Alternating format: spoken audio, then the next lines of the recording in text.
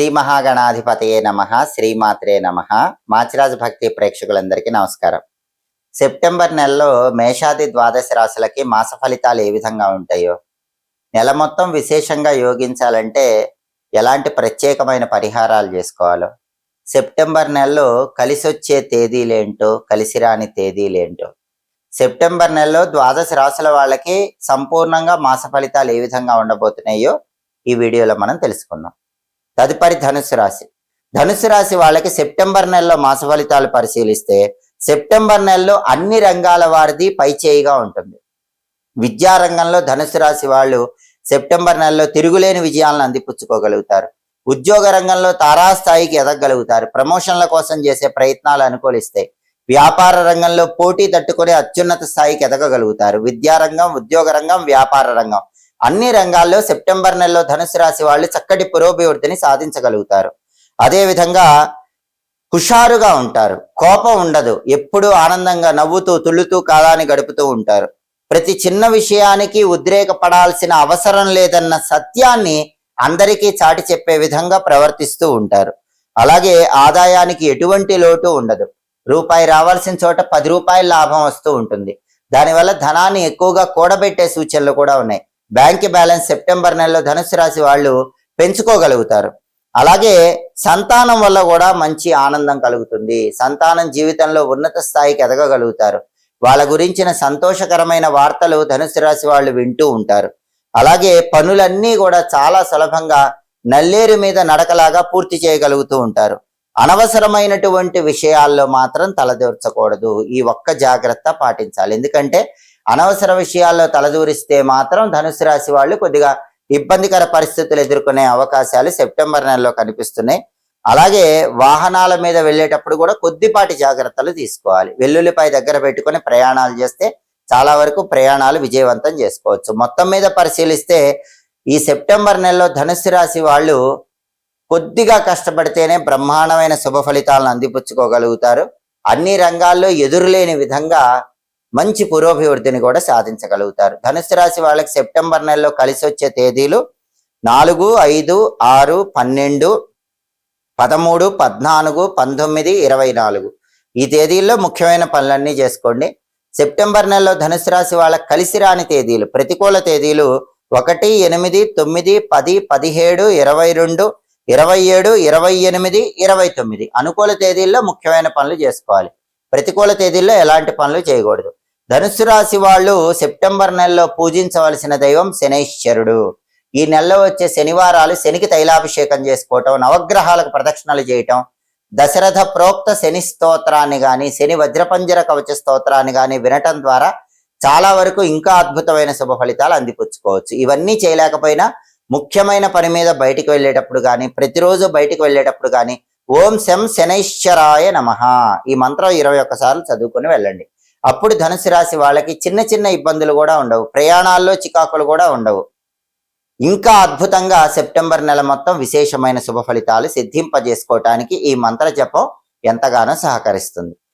మననాత్ త్రాయతే ఇది మంత్ర. మననం చేయటం ద్వారా మనల్ని రక్షించేదే మంత్రం. కలియుగంలో ఎన్నో రకాలైన ఆర్థిక, ఆరోగ్య, కుటుంబ సమస్యల నుంచి బయటపడటానికి మంత్రం అనేది విశేషంగా సహకరిస్తుంది. చిన్న చిన్న మంత్రాలు జపించుకుంటే జీవితంలో ఎదురయ్యే పెద్ద పెద్ద సమస్యల నుంచి సులభంగా బయటపడచ్చు.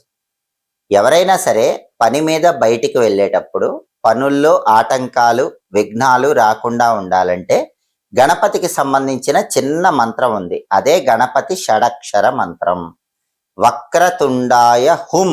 దీన్ని గణపతి షడక్షర మంత్రం అంటారు. రోజు పని మీద బయటికి వెళ్ళేటప్పుడు ఒక 21 సార్లు లేదా 11 సార్లు వక్రతుండాయ హుం అనుకొని వెళితే పనుల్లో ఆటంకాలు ఉండవు, విఘ్నాలు ఉండవు, పనులు సులభంగా పూర్తవుతాయి.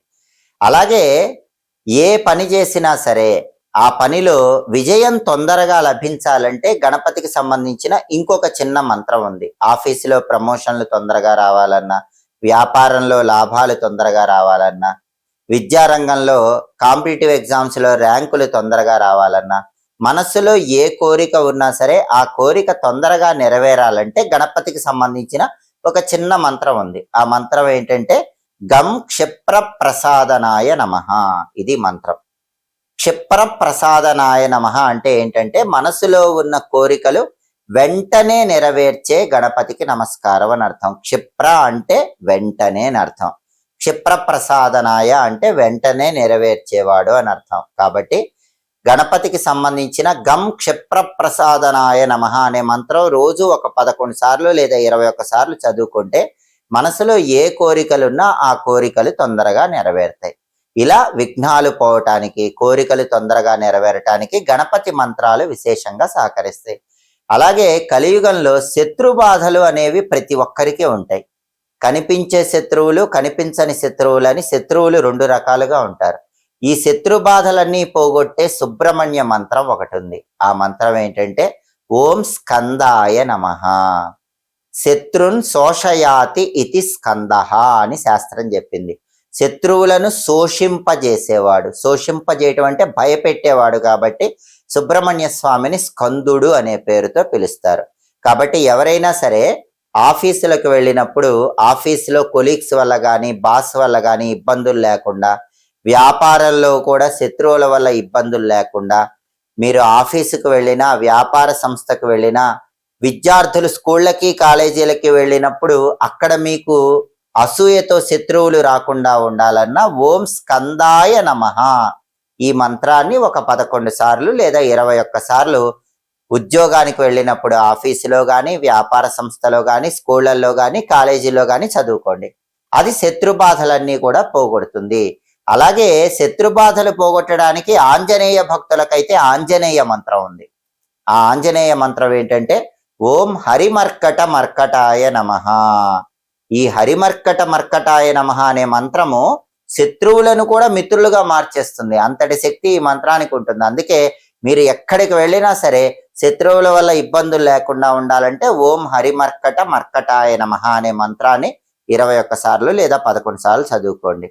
అలాగే ధనమూలం ఇదం జగత్. ప్రపంచం మొత్తం డబ్బు చుట్టూ తిరుగుతోంది.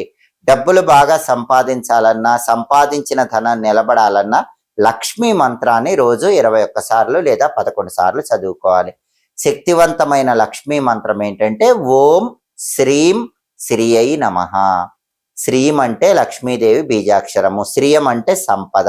సంపదలిచ్చే లక్ష్మీదేవి శక్తి లభించాలి, ఆ శక్తికి నమస్కారం అన్న అర్థంలో ఓం శ్రీం శ్రీయై నమః. ఈ చిన్న మంత్రాన్ని రోజు ఇంట్లో దీపం పెట్టేటప్పుడు 21 సార్లు లేదా 11 సార్లు చదువుకుంటూ లక్ష్మీదేవిని మనస్సులో స్మరించుకుంటే లక్ష్మీదేవి అనుగ్రహం కలుగుతుంది. దానివల్ల ఆర్థికంగా ఎలాంటి ఇబ్బందులు ఉండవు. అలాగే ఈ రోజుల్లో చాలా మందికి ఉన్న ప్రధానమైన సమస్య ఆరోగ్య సమస్య. ఆరోగ్యం బాగుండాలంటే ఆరోగ్యం మొత్తం సూర్యుడి చేతుల్లో ఉంటుంది. ఆరోగ్యం భాస్కరాధిచ్చేత్ అంటుంది శాస్త్రం. కాబట్టి సూర్యుడికి సంబంధించి ఒక చిన్న నామం ఉంది. ఆ నామాన్ని ప్రతిరోజు 12 సార్లు చదువుకోవాలి. అది చదువుకుంటే గనక ఆరోగ్యపరంగా అనుకూల ఫలితాలు వస్తాయి. ఆ నామం ఏంటంటే ఓం సవిత్రే నమః. సవిత్రే నమః అంటే సూర్యమండల అంతర్భాగంలో ఉన్న సవితృ దేవతల శక్తితో ఉన్న సూర్యుడికి నమస్కారం అని అర్థం. ఈ మంత్రం రోజు 12 సార్లు చదువుకోండి. చక్కటి ఆరోగ్య ప్రాప్తిని సిద్ధింపజేసుకోవచ్చు. అలాగే ఆధునిక కాలంలో దిష్టి దోషాలు ఎక్కువగా ఉంటున్నాయి. ఎదుటి వాళ్ళ ఏడుపు ఎక్కువగా ఉంటుంది. దిష్టి దోషాలు, ఎదుటి వాళ్ళ ఏడుపు పోవటానికి నరసింహస్వామి మంత్రం అద్భుతంగా పనిచేస్తుంది. ఓం నమో నారసింహాయ. ఈ మంత్రం రోజు 21 సార్లు కానీ 11 సార్లు కానీ చదువుకుంటే సమస్త దృష్టి దోషాల నుంచి సులభంగా బయటపడవచ్చు. ఇలా కలియుగంలో ఆర్థిక సమస్యలు పోవటానికి, ఆరోగ్య సమస్యలు పోవటానికి, కుటుంబ సమస్యలు పోవటానికి అనేక రకాలైన మంత్రాలను మహర్షులు మనకు అందించారు. మంత్రాలు మహర్షులు మనకు అందించారు కాబట్టి మహర్షులు అందించిన ఈ మంత్రాలన్నీ కూడా దివ్య మంత్రం అనే పేరుతో ఈటీవీ లైఫ్ ఆధ్యాత్మిక ఛానల్లో చెప్పటం జరుగుతుంది. ప్రతిరోజు కూడా ఉదయం 9 గంటల నుంచి 9 గంటల 30 నిమిషాల మధ్యలో, రాత్రి 8 గంటల నుంచి 8 గంటల 30 నిమిషాల మధ్యలో దివ్య మంత్రం కార్యక్రమం ఈటీవీ లైఫ్ ఆధ్యాత్మిక ఛానల్లో ప్రసారం అవుతుంది. ఈ కార్యక్రమం తప్పనిసరిగా చూడండి. సోమవారం నుంచి శనివారం వరకు ప్రసారం అవుతుంది. ఈ కార్యక్రమంలో జీవితంలో వచ్చే అనేక రకాలైన సమస్యల నుంచి బయటపడటానికి అద్భుతంగా సహకరించే మంత్రాలను, ఋషులు అందించిన మంత్రాలను గురించి చెప్పటం జరుగుతోంది. ఈ కార్యక్రమం చూడండి, ఆ మంత్ర పఠనం చేయండి. సమస్యల నుంచి సులభంగా బయటపడండి. అలాగే ఎప్పటికప్పుడు జ్యోతిష శాస్త్ర పరంగా దినఫలాలు, వార ఫలాలు, మాస ఫలాలు, గ్రహాల సంచారాన్ని బట్టి రాశి ఫలితాలు, దాని పరంగా పాటించాల్సిన పరిహారాలు, వీటన్నిటి గురించి తెలుసుకోవాలంటే మాచిరాజు భక్తి ఛానల్ తప్పకుండా చూడండి. మా వీడియోస్ మీకు నచ్చినట్లయితే మా ఛానల్ లైక్ చేయండి, కామెంట్ చేయండి. మా ఛానల్ వీడియోస్ 10 మంది మిత్రులకు షేర్ చేయండి. మా ఛానల్ సబ్స్క్రైబ్ చేసుకోండి. పక్కనున్న బెల్ సింబల్ నొక్కటం మాత్రం మర్చిపోకండి. సర్వే జనాః సుఖినో భవంతు. స్వస్తి.